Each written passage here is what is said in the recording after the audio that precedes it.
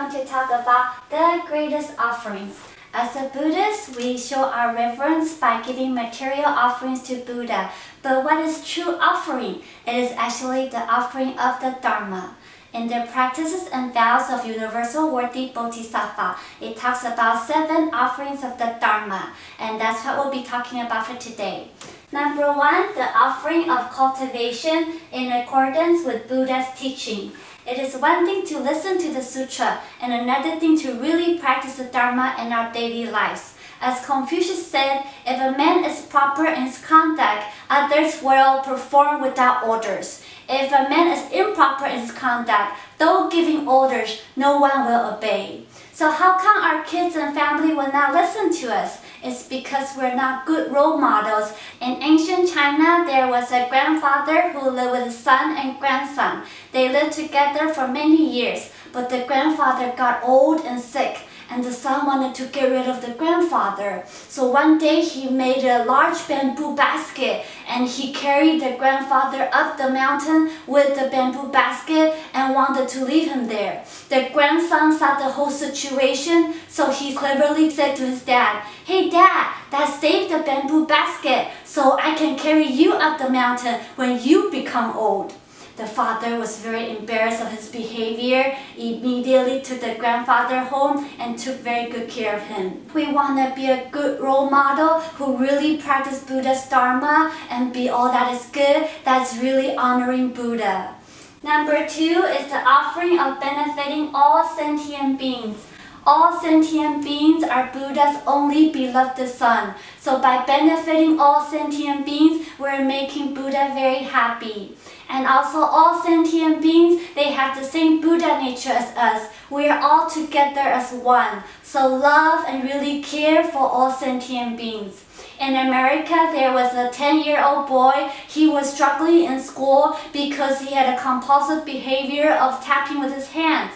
So all the teacher got very upset and sent him to the principal office. And the principal said to him, "Clinton, why don't you try to sit on your hands whenever you feel like tapping?" But usually that will only work for 5 seconds, and he started tapping again.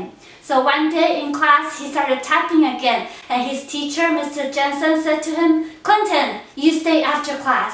Clinton thought this time I'm in big trouble, so he was really afraid. After class, Mr. Jensen sat him down and gently said to him, "Clinton, you're not in trouble. I just want to ask you one thing. Have you ever thought about playing the drums?"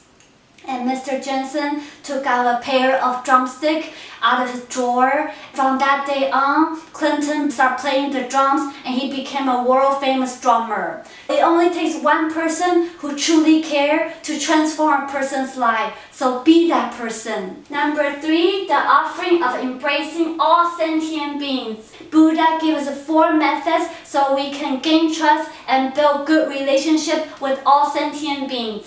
Number 1 is giving. We want to always be giving. For example, in the household, we always want to save the food that other people like to eat for them, and we eat something else. That way they will know that you really care for them.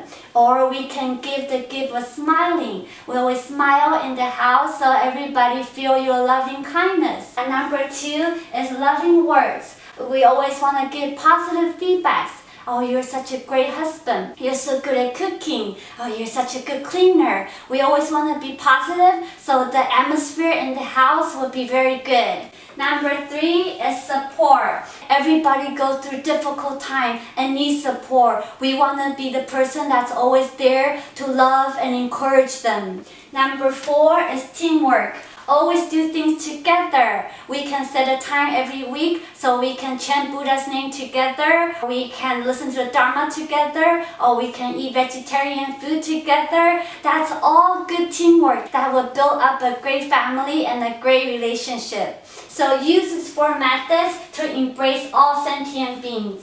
Number 4 is the offering of enduring suffering on behalf of others.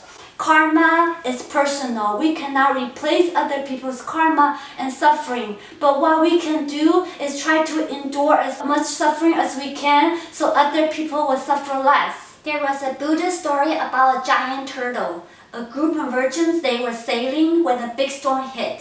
The giant turtle saw the shipwreck and saved the merchants by letting them climb on his back. He brought them safely to land. Tired from the long swim and the heavy load, he fell asleep on the sand. Meanwhile, the merchants, they were hungry and thirsty, and after the ordeal, they were still not sure of their lives. So they were discussing amongst themselves how to find food. One of them said, "We should kill and eat the turtle." The turtle heard this, and out of great compassion for the merchants, he decided to stay put and be eaten. That turtle was Shakyamuni Buddha. Buddha said, "There's not an inch of land where I did not lay my life for all sentient beings."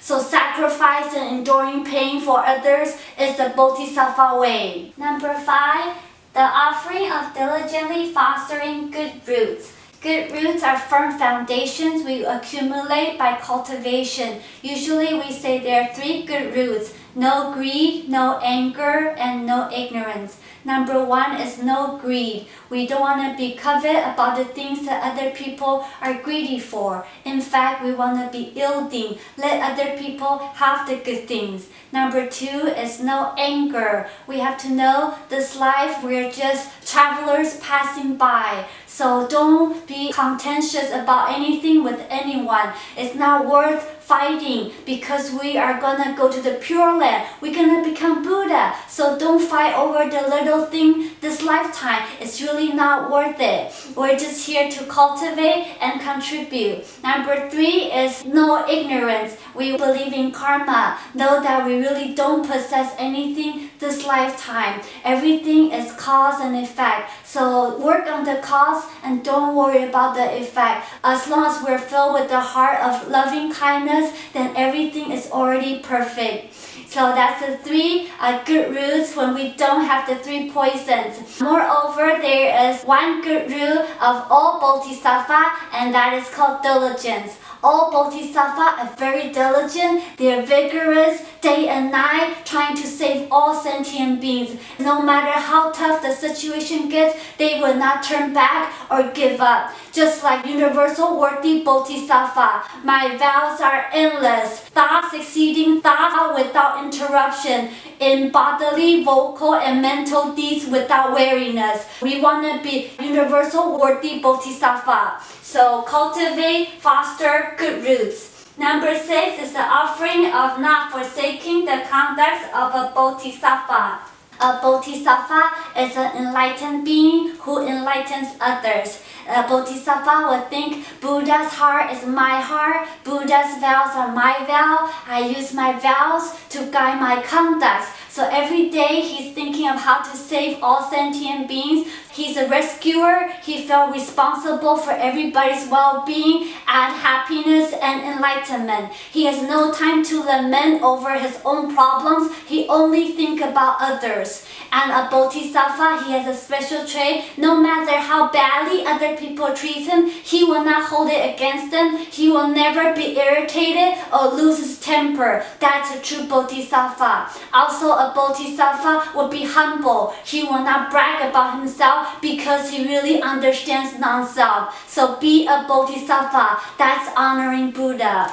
Number 7 is the offering of not abandoning the Bodhi mind. Bodhi mind is our treasure. It's our awakened mind. It consists of 3 parts. Number 1, straightforwardness. To always contemplate on the principle of suchness. We have the perfect Buddha nature within us. We are the pure consciousness. So in this world, what we do is adapt to conditions but never change. Remain steadfast while according with all conditions. So we're in this world but not of this world. We are actually with our Buddha nature. That way you will have a really peaceful and happy life. Number 2 is profoundness. Profoundness is deep belief in accumulating all kinds of goodness. So deep that it's to our bones. No matter what happens, we only remember to be good. Number 3 is great compassion. Every Buddha, they take the heart of great compassion. They want to uproot the suffering of all sentient beings. Because of great compassion, we develop the Bodhi mind. Because of the Bodhi mind, we become enlightened. Every Buddha followed the same path. Therefore, the greatest offering is the offering of the Dharma. We actually don't need any money. We just need to have the sincere heart of cultivation. That's the best offering to Buddha. That way, we're accumulating infinite merits and virtues, and we officially become the same family as Buddha. So thank you for listening. Amitofo.